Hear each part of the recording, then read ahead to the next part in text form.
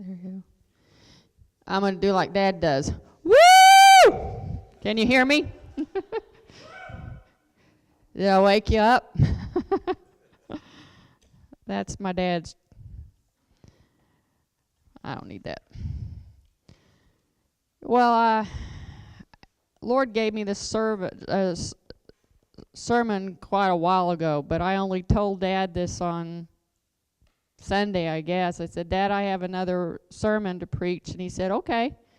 So then last night he said, well, how about tomorrow night? And I went, well, I haven't had time to pray about it. He goes, well, you said you were ready. Okay. So I got home early today and was able to work on it a little bit more and get it more together. But how many people know the story of Samson? All of us. All of us that grew up in church anyhow.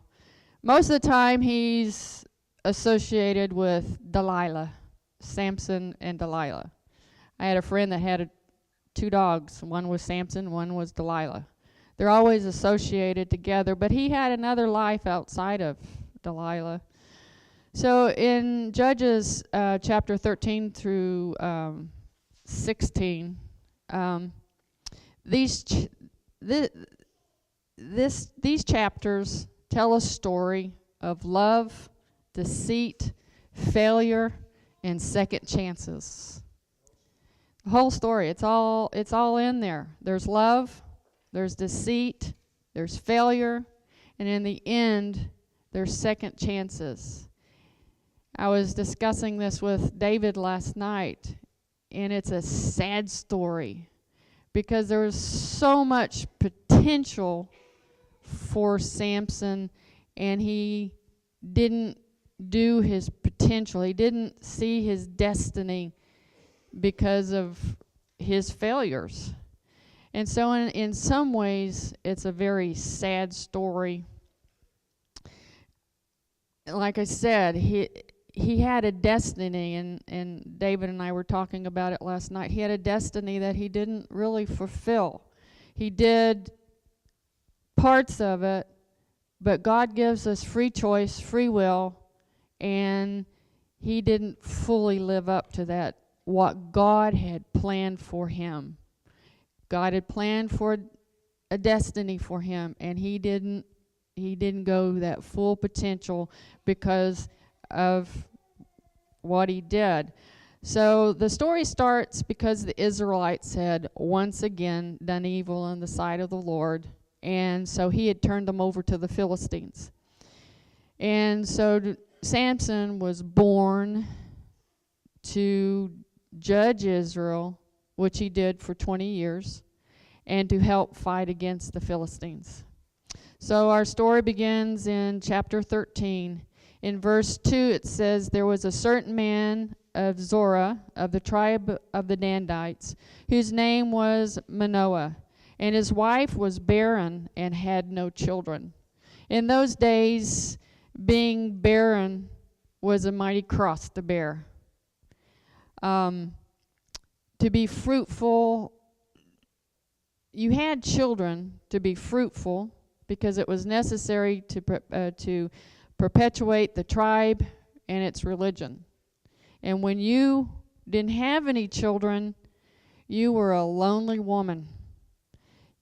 You didn't get to sit with the women, with their children, and if you did, you were heartbroken because they had the children and you didn't. And we saw that a lot in the Old Testament. You know, Elizabeth didn't have any children, and there were several others. Anna didn't have any children. And so you can almost imagine that she begged God probably almost daily. I have friends that want children so bad and have been unable to have them. And so they grieve. It's a mighty time of grieving. And what's so strange about this story is the Bible doesn't even tell us what her name is. Just just her husband's name and not her name. And the Lord honored her one day by sending the angel of the Lord, and he appeared to her and told her she was going to have a male child, and that she was not to have any strong drinks or eat anything unclean. And when the child was born, he was not to cut his hair, he was not to eat anything unclean or take strong drink, because he was going to be a Nazirite. And a Nazirite, it's a Hebrew word. It means consecrated one, a devotee. He concentrates himself. He took a vow of separation and self-imposed discipline for the purpose of some special service. And that's what Samson was here for, a special service for God. He grew up, and he was blessed of the Lord, and he found favor in God's sight, and in man also. We don't know anything about his early years. All we know is all of a sudden he appears. So that was his birth. It wasn't like a miraculous birth. She didn't conceive like Mary did, but the Lord appeared to her. The angel of the Lord appeared to her, told her she was going to have a child. And to me, that's a miracle that the Lord appeared to her, and we don't even know her name. So God can do anything in our lives. He can do anything, and people don't even know our names. So he gave her this child that she probably wanted so desperately.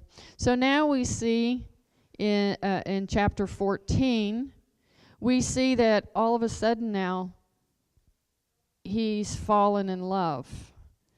There's 3 examples of Samson's downfall, and they all dealt with his like and lust of women.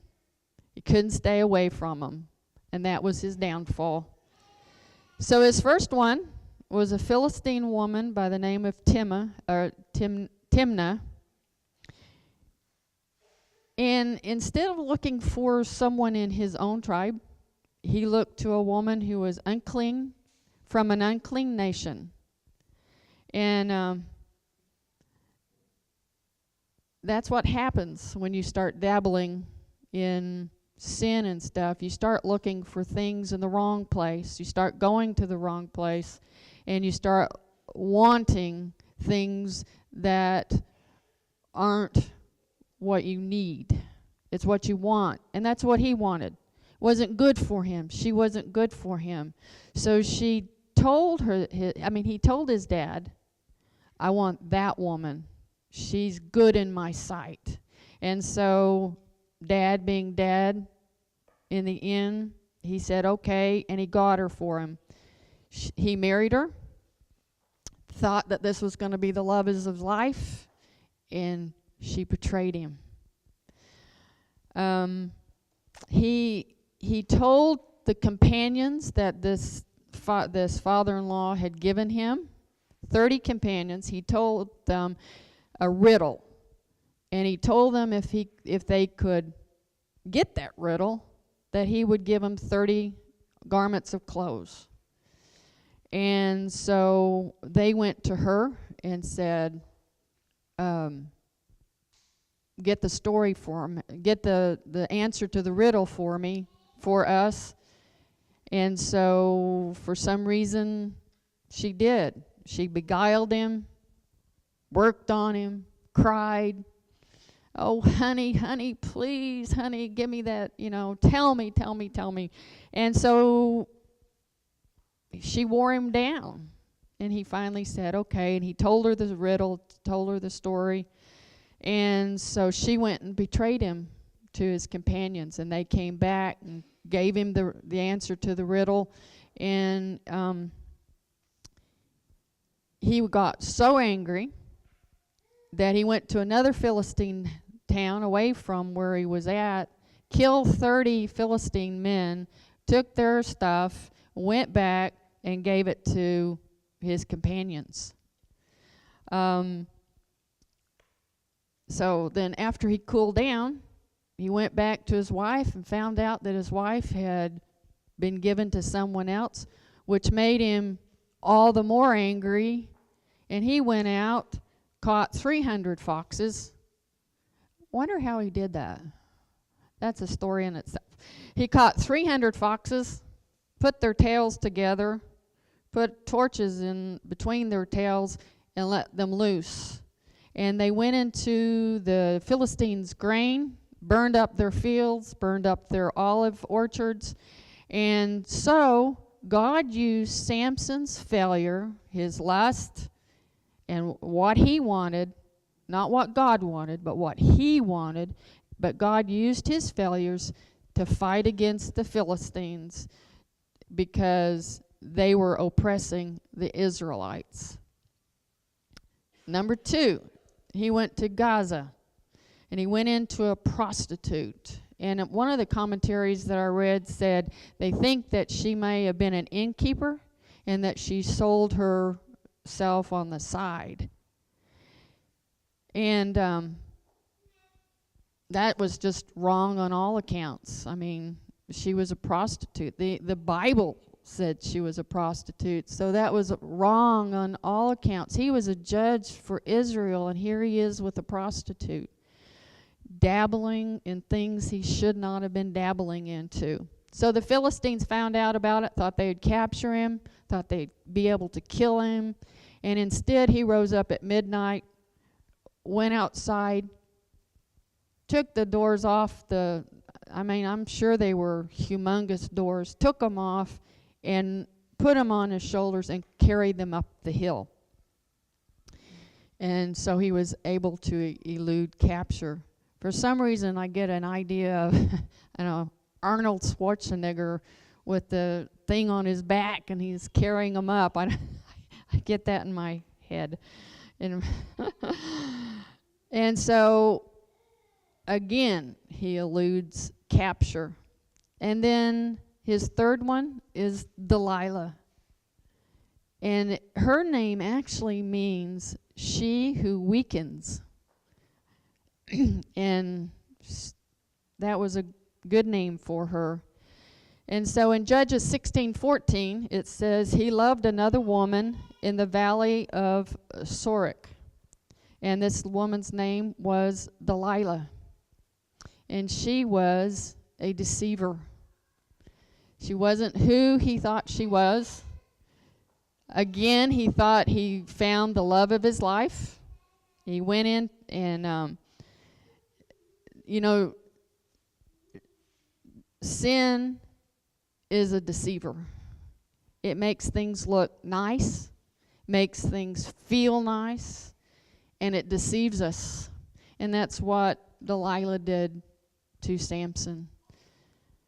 She looked nice. She represents sin, the sin that brings you in, because Delilah must have been a beautiful woman, but yet she was a deceiver, and it brought him in. Of course, he was looking at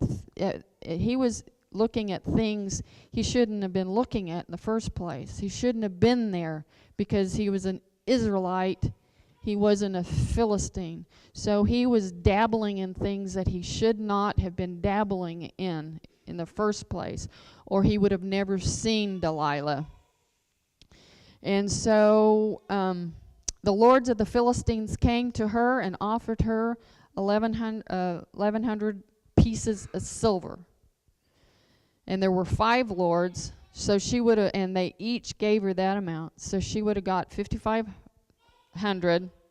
And Clark kind of figured it out using based on 3 ounces of Troy silver. She would have got around $89,641. That doesn't sound a lot in nowadays, but back then it was a lot of money when you didn't have any money. And so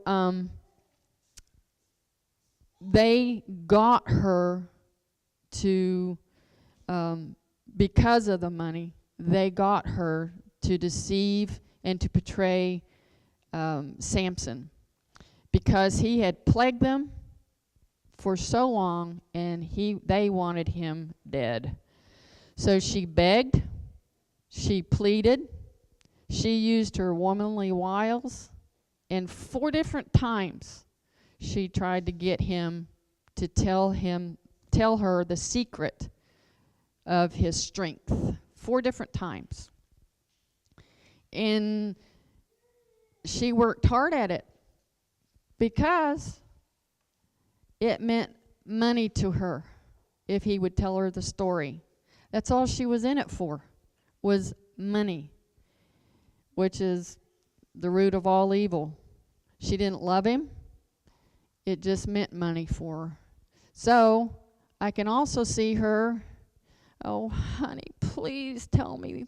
Please, look at what you've done all these 4 times. You've made me a mockery among my people. Please tell me, please. I can just see big old crocodile tears coming down her eyes and down her cheeks and just begging. And finally, he gave in and decided to tell her the truth. This was his greatest and final downfall, because he revealed the secret of the Lord to the scorn of the Philistines. He surrendered his sacred vows to the foes of the lords of the Philistines. Instead of honoring, instead of holding that vow that he vowed to the Lord with being a Nazirite, instead of holding that to him closely, he reviled it. He gave it up, and he told them what his strength was. So when he woke up that morning and he was surrounded, he didn't even realize that the Spirit of the Lord had left him. He was clueless. He thought he was so smug in his belief that his strength was his strength. And he was so smug in that when he woke up and realized that he was surrounded and his hair was cut, that the Spirit of the Lord had left him. His hair wasn't his strength. And it was pretty hair, but it wasn't his strength. It was the Spirit of the Lord. In the Bible, when you read the story, it always says the Spirit of the Lord came upon him, and he did those things. The foxes, everything he did, the Spirit of the Lord came upon him. But he had gotten so smug with how he eluded the Philistines all the time that when he woke up and the Spirit had departed, he did not even realize it had left him. He was going on his own power. His strength and his character had left him. He was led away, a slave and a broken man, a man who had been a hero to his nation, was now humbled. His eyesight was gone. His strength was gone. He was no longer a hero. He was a broken man with no strength. And that's what temptation, that's what sin does to us. It bounds us and it keeps us tight, and we're no longer free. We're no longer free. He was no longer free. They bound him and they took him away as a slave, and that's exactly what sin does to us. It binds us and we can't run from it. He had been so confident that he was able to walk up as close as he could get to temptation and to sin, that it wouldn't burn him, that he wouldn't get caught, that it wouldn't take hold of him.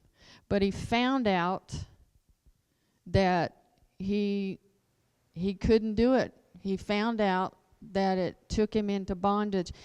And my son was the same way. Christian, the Lord saved him from drugs and alcohol. I mean, like this, immediately. So he came home, great summer. He was so on fire for God.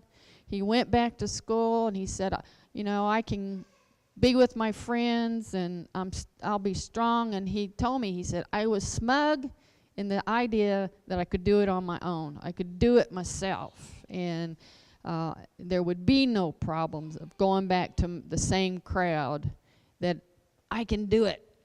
And he found out very quickly that those friends brought him back to that life of alcohol and drugs, and even took him even deeper into that sin.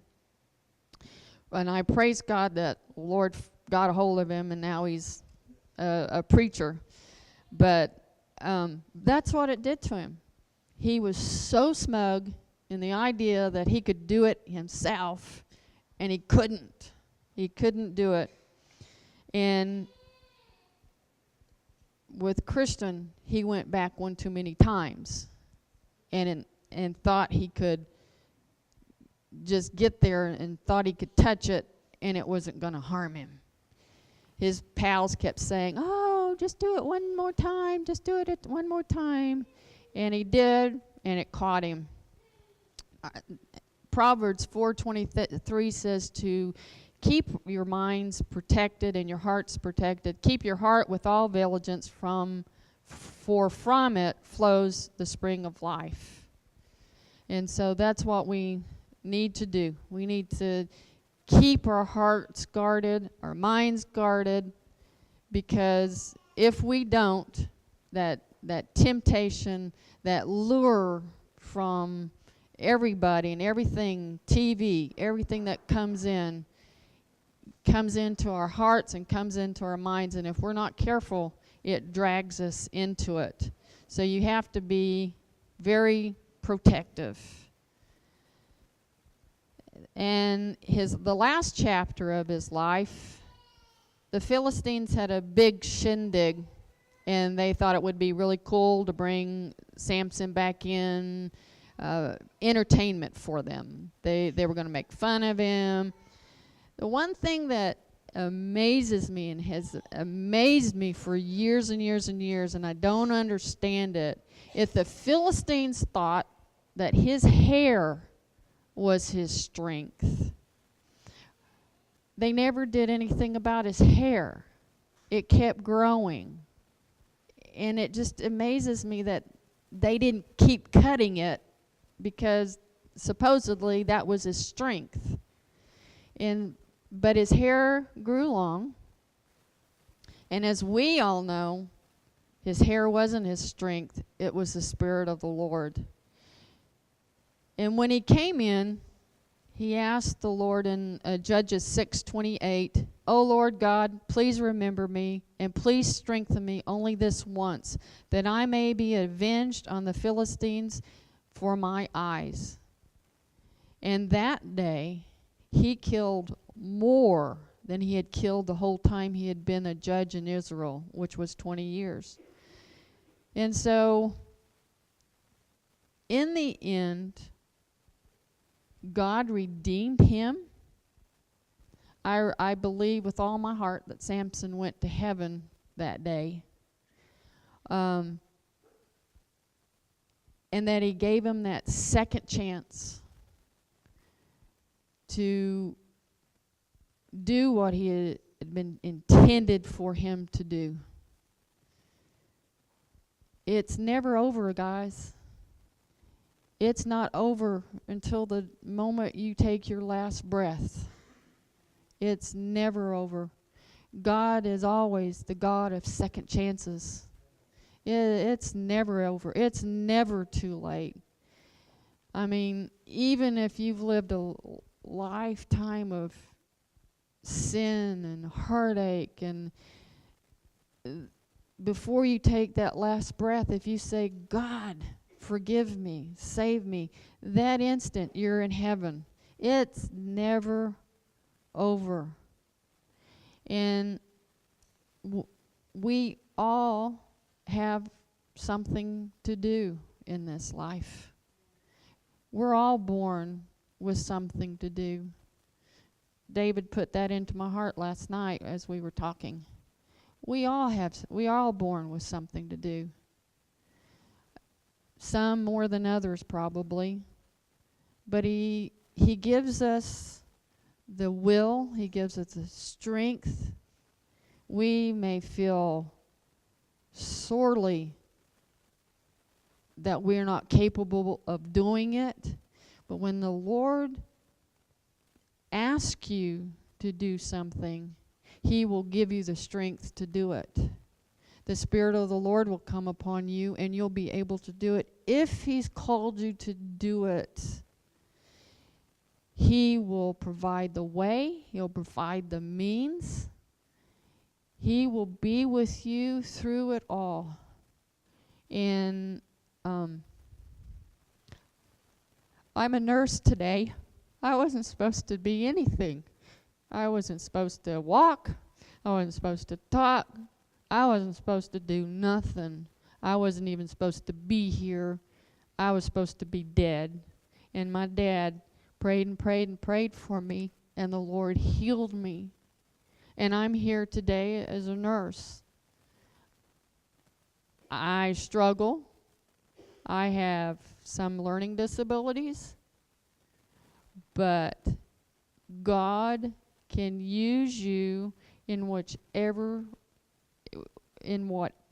instance or in whatever problem you have.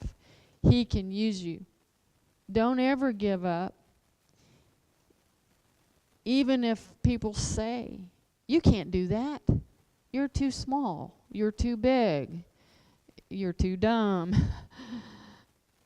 Don't let anybody ever tell you can't do it. God will give you the means to do it and the strength to do it. Just like Samson was born with a destiny to fulfill what God had called him to do. He got sidetracked and by his lusts and stuff, but in the end, he made it all up. And we can do that too. If you feel like you've wasted your life, that you haven't done what God has called you to do, it's not too late. It is not too late. You can start right now. You can start today. I don't care if you're 90 years old on Saturday. God can still use you. He can use you in wherever you're at, whatever walk of life you're in, what season of life you're in. It is never too late. It's never too late for your soul. It's never too late to finish your destiny, what God has called you to do. It's never over until you take your last breath. And that's not any day, one day too soon or one day too late. God will use you. Let him. Don't be afraid. Let him use you. And if you've got sin in your life, ask God to forgive you. It's never too late for that. I have to ask him daily to forgive me of something. It's never too late. So give your heart, give your passions, give all that you have, give them to him, and let him direct your pathway. Let him be your God, and let him take over and take control.